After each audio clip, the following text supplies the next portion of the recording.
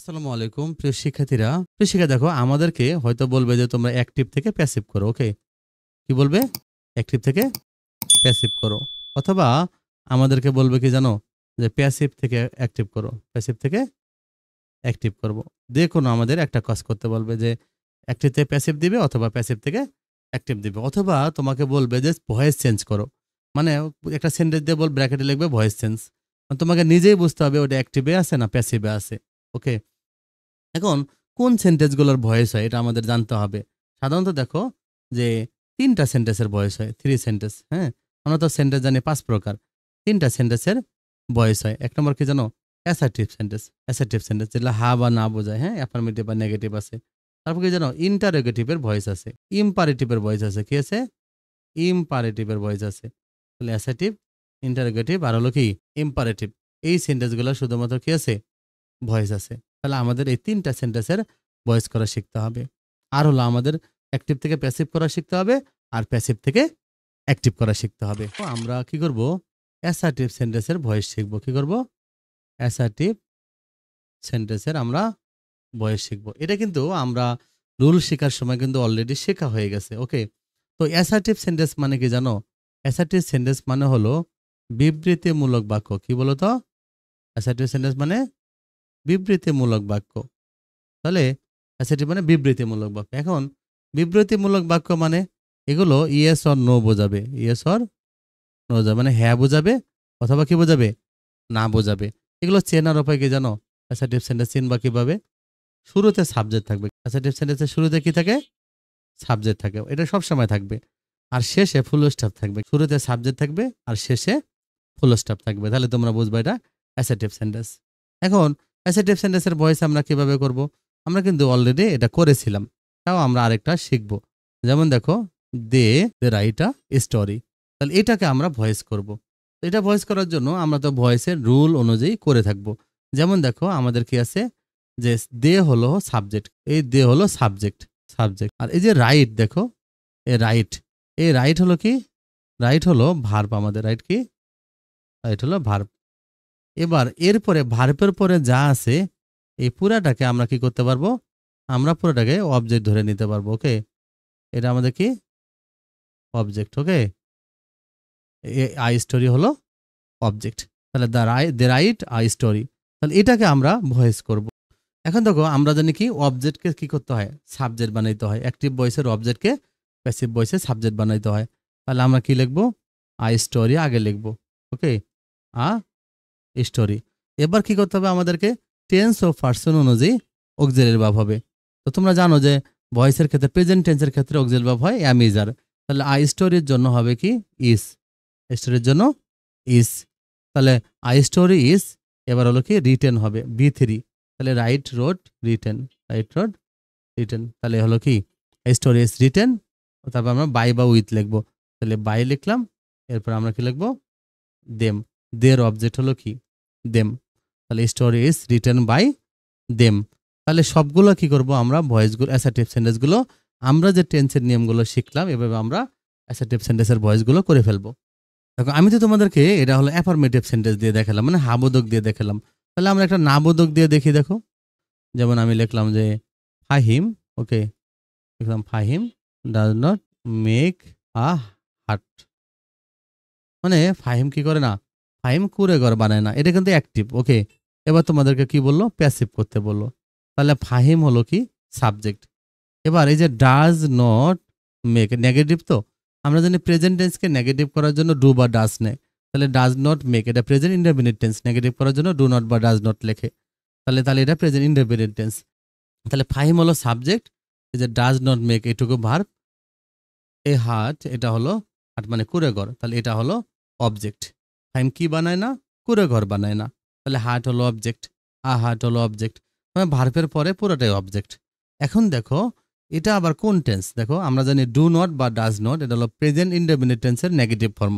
তাহলে এটা present indefinite tense. আর যদি ডিড নট থাকতো তাহলে বুঝতে হতো এটা পাস্ট ইনডেফিনিট টেন্স। তাহলে আমরা কি করব? আগে অবজেক্টকে সাবজেক্ট বানাবো। তাহলে আমরা লিখবো আ হাট। কি লিখবো? আ হাট। হাট। এবার দেখো আমরা জানি প্রেজেন্ট ইনডেফিনিট টেন্সের কিন্তু অক্সিলারি ভার্ব কিন্তু অ্যাম ইজ আর, তাই না? এখানে তো ডাজ নট লিখছে, আমরা ডাজ নট লিখতে পারবো না। তাহলে আ হার্ট এর জন্য আমরা কি হবে, আমরা ইজ লিখবো, তাই না? আর যেহেতু নেগেটিভ এর জন্য আমরা ইজের সাথে নট ব্যবহার করব। আ হার্ট ইজ নট। এবার আমরা ভি3 দিব। মেকের ভি3 হলো মেট। মেক, মেট, মেট, মনে রাখবা কি? মেক, মেট, হ্যাঁ, মেট। ঠিক আছে, মেক হলো প্রেজেন্ট ফর্ম, মেড হলো পাস্ট ফর্ম, এই মেডও হলো পাস্ট পার্টিসিপাল ফর্ম। তাহলে a heart is not made by লিখবো, বাই কে? বাই হলো ফাহিম। ঠিক আছে, তাহলে এটা প্যাসিভ হয়ে গেল। তাহলে দেখো এখানে কিন্তু আমরা জানি প্যাসিভ করার জন্য প্রেজেন্ট ইন্ডিপেন্ডেন্সের auxiliary verb am is are লিখতে হয়। তাহলে আ হার্টের জন্য আমরা ইজ লিখবো, আ হার্টের জন্য ইজ। সেক্ষেত্রে দেখো যদি কারো am is are do does এদের কাদের জন্য সমস্যা হয় তাদের জন্য একটা গুরুত্বপূর্ণ ট্রিক্স আছে। দেখো, ডু অথবা ডাস, ওয়াস অথবা ওয়ার, তারপরে am is are, am is অথবা আর, হ্যাঁ, হ্যাভ অথবা হ্যাজ, আর হ্যাড তো সবার জন্য আছে। তো সেক্ষেত্রে দেখো এই যে ডু ডাস ওয়াজ ওয়ার, হ্যাঁ, am is are, have has had did, এগুলো অনেকের কনফিউশন লেগে যায় যে আমি কোনটা ব্যবহার করব। তো সেক্ষেত্রে দেখো তুমি মনে রাখবা যে যদি সাবজেক্ট, যদি মনে রাখবা সাবজেক্ট যদি হি সি ইট যে কোনো একটি নাম থাকে তখন এস যুক্ত অক্সিলারি গুলো বসে, এদের জন্য কি হয়? এস যুক্ত অক্সিলারি ভার্ব বসে, এটা মনে রাখবা। সাবজেক্ট যদি হিসির যে কোনো নাম থাকে এস যুক্ত অক্সিলারি ভার্ব হয়। যেমন যখন আমি ডু ডাস ব্যবহার চলে আসবে আমি ডু দিব না ডাস দিব, তখন আমি ডাস দিব। যখন আমার ওয়াজ আর চলে আসবে তখন আমি কোনটা ব্যবহার করব? তখন আমি ওয়াজ ব্যবহার করব এদের জন্য, হিসির যে কোনো একটা নামের জন্য। আর বাকি সবার জন্য অন্যটা ব্যবহার করব। ওকে, আবার এই যে অ্যাম ইজ আর এদের জন্য কি করব? আমি ইজ ব্যবহার করব। হ্যাভ হ্যাজের ক্ষেত্রে আমি হ্যাজ ব্যবহার করব। আর দেখো এখানে একটা আছে হ্যাড, এখানে আছে ডিড। তাহলে হ্যাড আর ডিড যখন থাকবে তখন তোমরা কি করবা? হ্যাড আর ডিড এটা সবার জন্য ব্যবহার করতে পারবো, কোনো একা আছে। কিন্তু ওয়াজ আর দেখো দুইটা আছে, তখন তুমি কি করবা? হিসির যে কোনো একটা নামের জন্য ওয়াজ ব্যবহার করবা। তবে আমরা আয়ের পরে ওয়াজ হয় এটা আমরা জানি, এটা তোমরা মনে রাখবা। আর যে ডু ডাস তাহলে তোমরা এখানে ডাস ব্যবহার করবা। আবার অ্যাম ইজ আর এখানে তোমরা কি করবা? ইজ ব্যবহার করবা। আর আয়ের জন্য তোমরা কি করবা? এম ব্যবহার করবা। তোমরা জন্য আই থাকলে এম বসে, আর বাকি সবার জন্য তোমরা আর ব্যবহার করবা, এটা একটু মনে রাখবা। তো সেক্ষেত্রে দেখো আমরা ইম্পারেটিভ সেন্টেন্সের ভয়েস শিখবো। এটা খুবই সহজ একদম। দেখো ইম্পারেটিভ সেন্টেন্স দুই রকমের হয় জানো। একটা হলো শুরুতে ভার্ব থাকবে, তা আমরা দেখবো যে শুরুতে ভার্ব দ্বারা, দেখো শুরুতে ভার্ব দিয়ে কিভাবে থাকবে। যেমন বললো যে ওপেন দ্য ডোর, তবে তোমাকে বললো এটারে প্যাসিভ করো। ওকে, এটা কিন্তু অ্যাক্টিভ, ওপেন দ্য ডোর। তো তুমি সবার আগে কি করবে জানো? সবার আগে লেট লিখবা। কি লিখবা? লেট। এবার প্রথমে কিন্তু ভার্ব থাকে, মনে রাখবে ইম্পারেটিভ সেন্টেন্সের শুরুতে ভার্ব থাকবে। তাহলে ওপেন হলো ভার্ব, তো তুমি ভার্বের পরে যা আছে সব দেখে লিখবা। তাহলে আমরা লিখবো লেট দ্য ডোর। ওকে, এবার তুমি বি লিখবা। কি লিখবা? বি, এটা তুমি লিখবা বি। তারপরে তুমি ভি3 লিখবা, ওপেন্ড।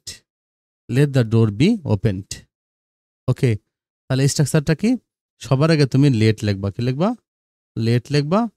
তারপরে তুমি এই যে ভার্বের পরে যা থাকে মানে অবজেক্ট লিখবা। ওকে, ভার্বের পরে যা থাকে ওটা তুমি লিখবা।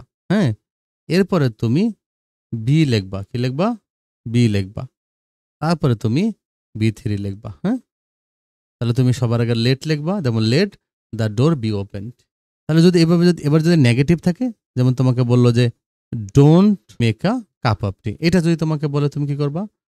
তখন তুমি কি করবা যে এটা তখন না বোধক দিছে, ঠিক আছে, কিন্তু শুরুতে কিন্তু সাবজেক্ট নেই। দেখছো ইম্পারেটিভ সেন্টেন্স হয় শুরুতে কি থাকবে? ভার্ব দিয়ে থাকবে, অথবা আরেকটা আছে লেট দ্বারা। দেখো ভার্ব দ্বারা থাকলেও তুমি প্যাসিভ করার সময় লেট লিখবা, আর ডোন্ট আছে দেখো না বোধক আছে, তখনও তুমি লেট লিখবা। ওকে, যেমন লেট, হ্যাঁ, লেট, তাহলে তুমি লেট নট লিখবা। হ্যাঁ, লেট নট। দেখো ডোন্ট মেক, এই যে মেক হলো ভার্ব, এরপরে যা আছে এ কাপ অফ টি, তাহলে একবার let not a cup of tea. এবার তুমি বি দিবা, বি, হ্যাঁ, বি দিবা, মেট, বি3 লিখবা। Late not a cup of T B মেট। দেখছো প্যাসিভ হয়ে গেল। তাহলে তুমি কি করবা? সবার আগে লেট লিখবা, তারপর তুমি ভার্বের পরে যা আছে এটা তুমি দেখে লিখে দিবা, তারপর তুমি বি লিখে ভি3 লিখে দিবা। ইম্পারেটিভ সেন্টেন্স কিন্তু ডোন্ট ছাড়া আর ক্যান নট, কুড নট এগুলো থাকবে না। ওকে, এই ডোন্টই থাকবে। তখন ডোন্ট থাকলে তুমি লেট নট লিখবা। আর যদি ডোন্ট না থাকে শুধু ওপেন এরকম আছে তাহলে তুমি লেট লিখবা। তো সেখানে দেখো এবার হলো লেট দ্বারা, ওকে, লেট দ্বারা তখন তুমি কি করবা?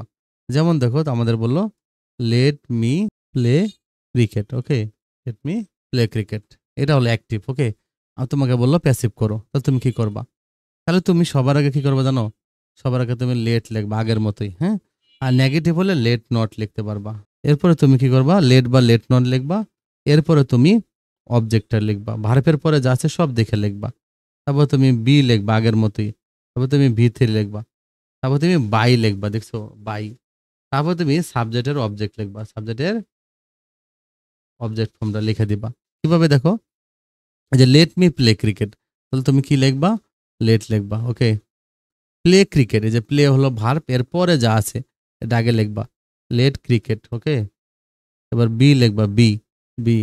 তারপর তুমি ভি3 লিখবা, প্লের ভি3 হলো প্লেট। তারপর লিখবা বাই।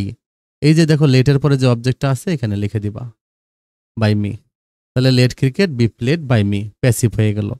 আরেকটা যদি এরকম থাকে দেখো যে let not them start the work, let not them start the work, তাহলে তুমি কি লিখবা? তাহলে তুমি এখানে বলবা লেট নট লিখবা, ওকে, লেট নট দ্য ওয়ার্ক লিখবা, দ্য ওয়ার্ক লিখবা। তারপর তুমি বি দিবা। তারপর তুমি লিখবা কি? স্টার্টেড, কি লিখবা?